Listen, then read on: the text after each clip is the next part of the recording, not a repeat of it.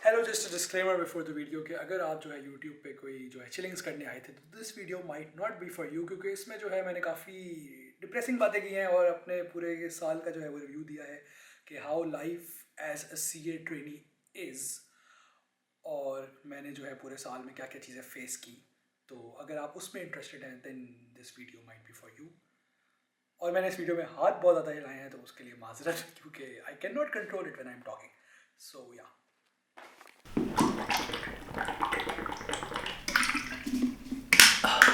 अस्सलाम वालेकुम, long time no see. Today is 12th of December और कल ही जो है वो मेरे एग्ज़ाम्स ख़त्म हुए हैं, तो मुझे एग्ज़ाम्स के अलावा किसी और चीज़ पे भी जो है वो अपना दिमाग लगाने की फुर्सत मिली है। तो मैं थोड़ा सा रिलैक्स मूड में गया ही था कि मैंने एक वीडियो देखी जिसमें बर्नआउट का जिक्र था कि लोग कितना काम करते हैं कि वो बर्न आउट हो जाते हैं। तो लोगों को चाहिए कि वो रेस्ट लें और अपने आप को जो है वो इन पीस लाएं और इतना काम ना करें और ये सब करें। तो आई वाज लाइक, यार ये एडवाइस तो 100% अच्छी है, लेकिन how do I apply this in my life. फिर इसी तरह करके जो है ना, मैंने अपने क्या दिसंबर चल रहा है, मैंने पिछले 11 महीने का अपना रिव्यू किया कि मैंने पिछले 11 महीने में क्या किया है और कितना रेस्ट लिया और कितना काम किया और क्या किया। तो मैं जैसे जैसे मैंने जनवरी से स्टार्ट लिया और मैं दिसंबर तक पहुंचा, तो आई वाज लाइक, यार I have done a lot. और मतलब कैसे किया मैंने और क्या किया मैंने, और इतना शदीद बर्नआउट हो चुका हूँ मैं और अभी भी I can not take rest. तो ये क्या वजह है और ये ऐसा क्यों है। फिर मैं सोचा कि यार मेरी एक ऑडियंस है जो कि इस फेज से गुजरना चाहती है या एडवाइस लेना चाहती है, क्योंकि मैं स्पेसिफिकली ना इस टाइम जो है वो सीए ट्रेनी की लाइफ को टारगेट कर रहा हूँ कि उसकी लाइफ किस तरह की होती है। तो मैंने सोचा कि क्यों ना मैं अपना एक ईयरली रिव्यू रिकॉर्ड कर लूँ फॉर माई ओन डॉक्यूमेंटेशन, कि मैं आने वाले सालों में देख सकूँ कि यार 2021 में where was I standing and what was I doing, कि मैं यहाँ खड़ा हूँ। और आप लोग के लिए भी जो है, जो मेरी ऑडियंस है मेजोरिटी, उनके लिए भी आसानी हो जाए डिसीजन मेकिंग में कि जी आगे should we pursue this, should we get into C A. मैं स्पेसिफिकली इस टाइम सी ए की ही बात करूँ। तो let's start with new year night, सही 2021 जनवरी 1st। I was at a stock count in a bank, और लोगों के जो है न्यू ईयर नाइट इस तरह होती है कि जी रात को पार्टी करेंगे, फायरवर्क्स देखेंगे। हमारी जो है वो इस तरह होती है कि हम जो है कहीं स्टॉक काउंट पे होते हैं या कुछ इस तरह का सीन चल रहा होता है। तो मैं एक बैंक के स्टॉक काउंट पे था, और स्टॉक काउंट नहीं था, बेसिकली कैश काउंट था। बैंक के पास कैश ही होता है and we counted like 40-50 million rupees, जो कि इतना मुश्किल काम नहीं है गिनना, क्योंकि मशीन होती है और बंडल्स सब स्टैक्ड हुए होते हैं, तो हो जाता है, ज़्यादा टाइम नहीं लगता। So that is what I was doing at midnight. और फिर मैं वापस आया, I was like, okay, 2021, I hope it's a good year. So that's how my year started. और फिर उस टाइम जो है मैं एक लिस्टेड क्लाइंट पे एलोकेटेड था, जो कि लिस्टेड क्लाइंट का सीन ये होता है कि क्योंकि वो उसकी रेगुलेशन इतनी सख्त होती हैं और डेडलाइन इतनी स्ट्रिक्ट होती है, क्योंकि उनको SCCB को अपनी रिपोर्ट देनी होती है टाइमली बेसिस पे, उनको अपनी बोर्ड मीटिंग्स कंडक्ट करनी होती हैं। तो उस पर काम बहुत ज़्यादा होता है और काम का प्रेशर बहुत ज़्यादा होता है, क्योंकि काम की क्वांटिटी ज़्यादा होती है और उसको एक स्टैंडर्ड भी मेंटेन करना पड़ता है। तो ये तो सबको जो भी इस फील्ड में है उसको पता है कि जी जहाँ पे लिस्टेड क्लाइंट पे आप इन्वॉल्व हो वहाँ पे आपको एक्स्ट्रा एफर्ट लगानी पड़ेगी। तो हमारा भी यही सीन था।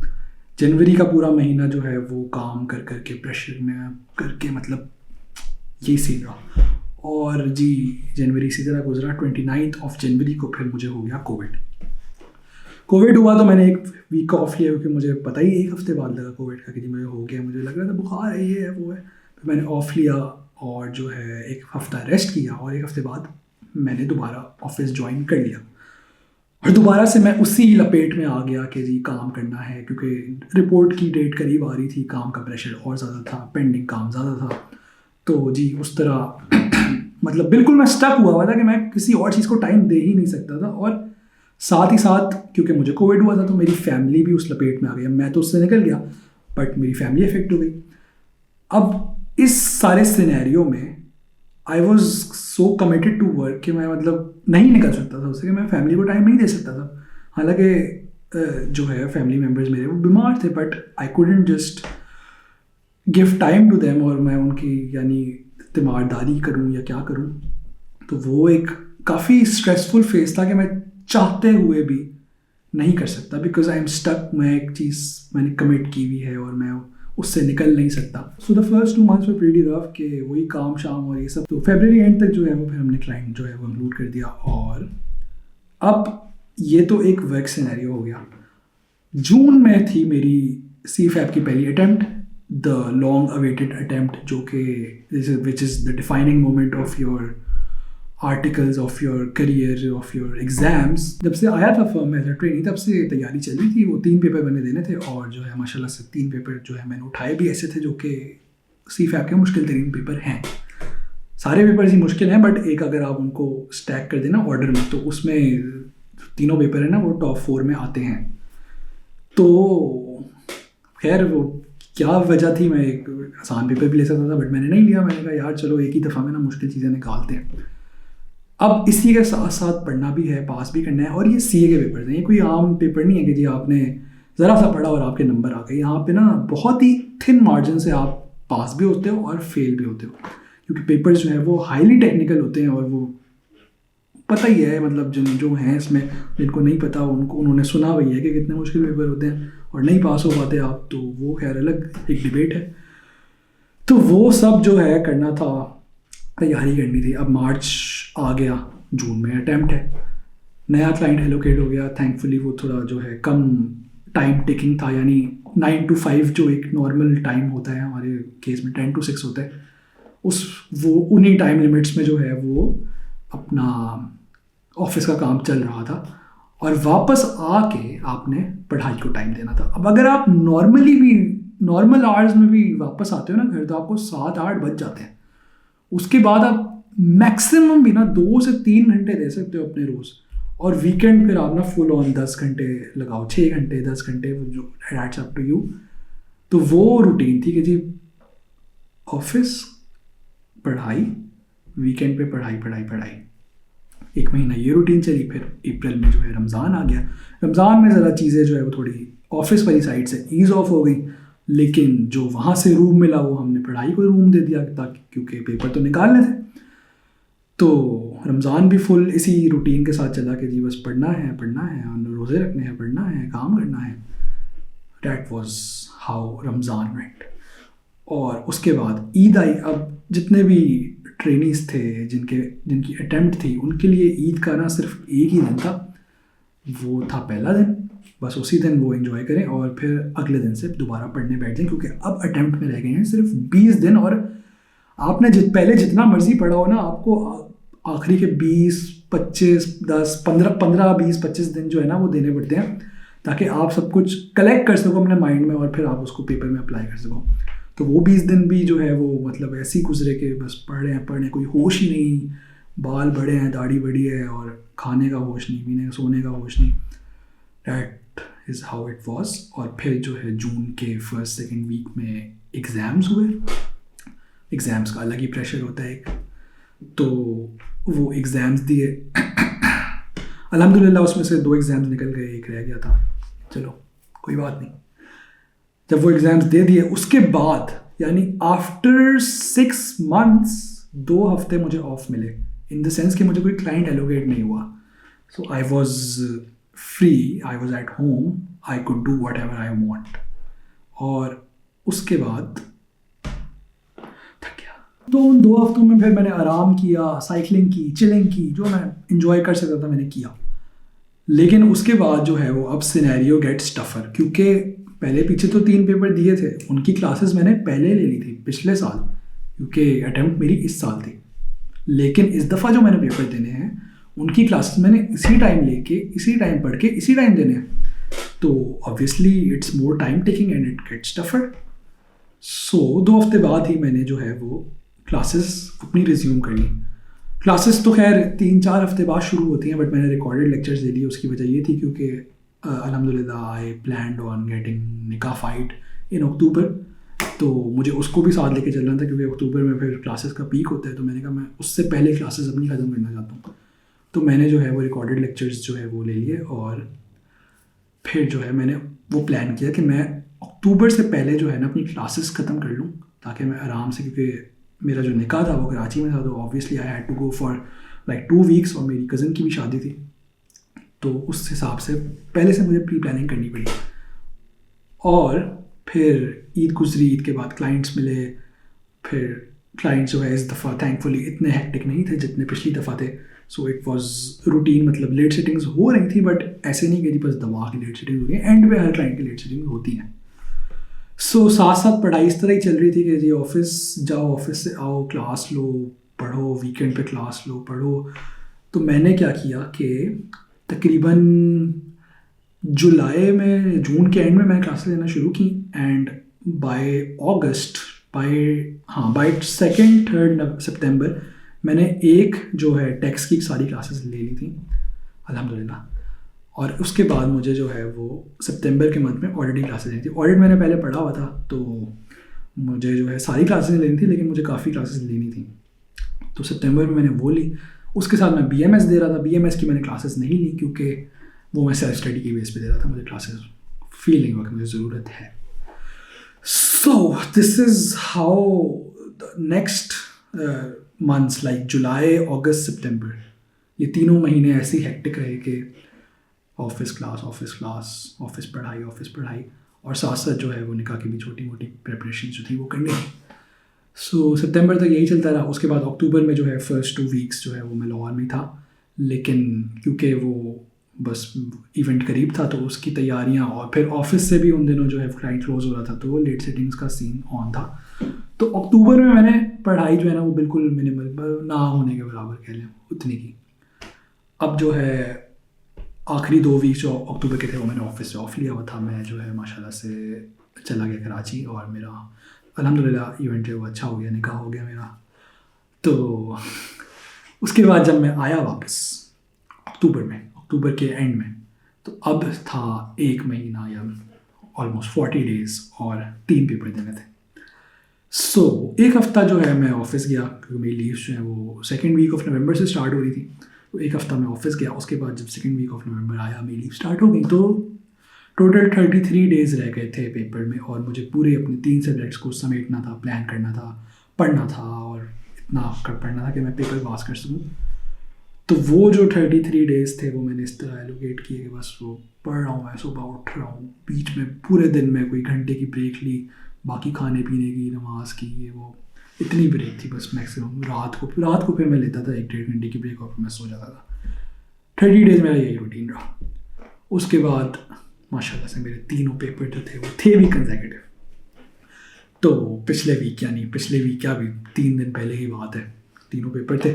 पहला पेपर दिया, दूसरा पेपर दिया, तीसरे पेपर तक मेरी हालत ये थी कि मैं अब सोच रहा था पेपर दूँ कि ना दूँ, क्योंकि आई वॉज सो मेंटली एग्जॉस्टेड, और मुझे नहीं समझ आ रही थी कि ना नींद पूरी हुई थी, थकन इतनी हुई थी, ना दिमाग चल रहा था। सुबह उठ के मुझसे उठा नहीं जा रहा था। मैं सोच रहा था यार पेपर दूँ कि ना दूँ, फ़ायदा है नहीं है, what am I even doing. मैंने कहा यार 6 महीने मैंने इतनी मेहनत की, उससे पहले मैंने 6 महीने इतनी मेहनत की, अब एक दिन अगर मैं ज़्यादा लगा लूँ तो हो सकता है कि निकल जाए इंशाल्लाह। तो मैं पेपर देने चला गया कल।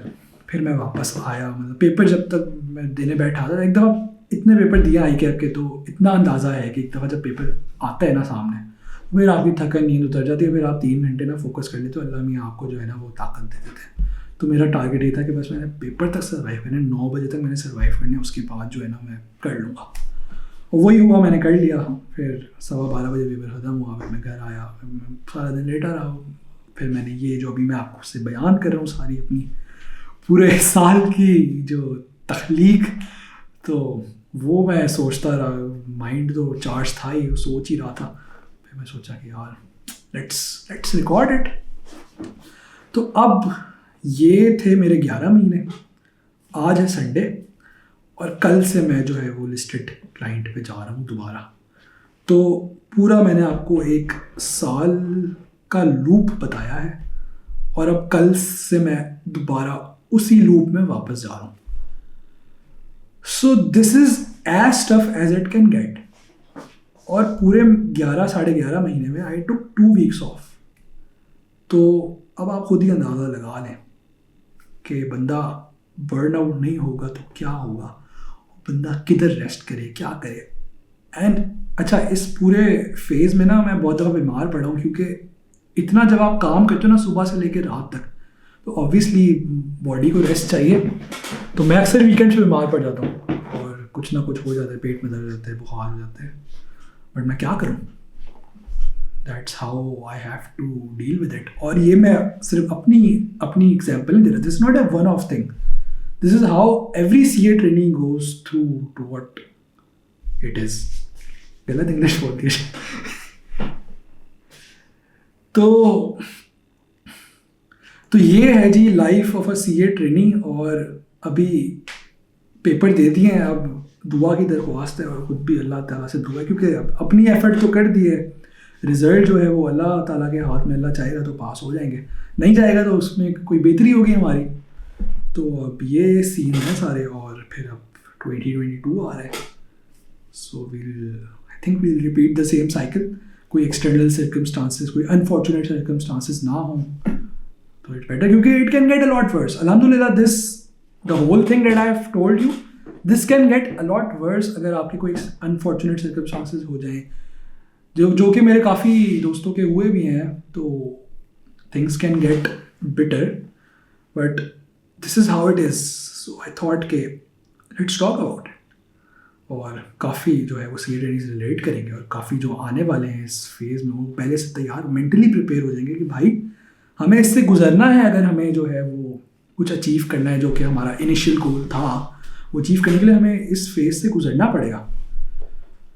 सो this is how it is. और हाँ, काफ़ी जो है वो ख़ानदान वालों को, दोस्तों को ये शिकायत होती है कि यार टाइम नहीं देते हमें, और वो अपनी उसमें बिज़ी रहते हो अपनी दुनिया में, ये है वो है। तो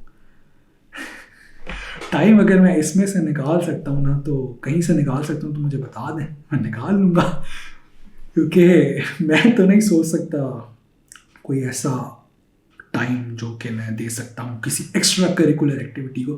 काफ़ी ज़्यादा ऑडियंस को शिकायत होती है कि यार आप वीडियोस नहीं डालते, आप वीडियोस बनाया करो, हमें बताया करो, ये करो वो करो।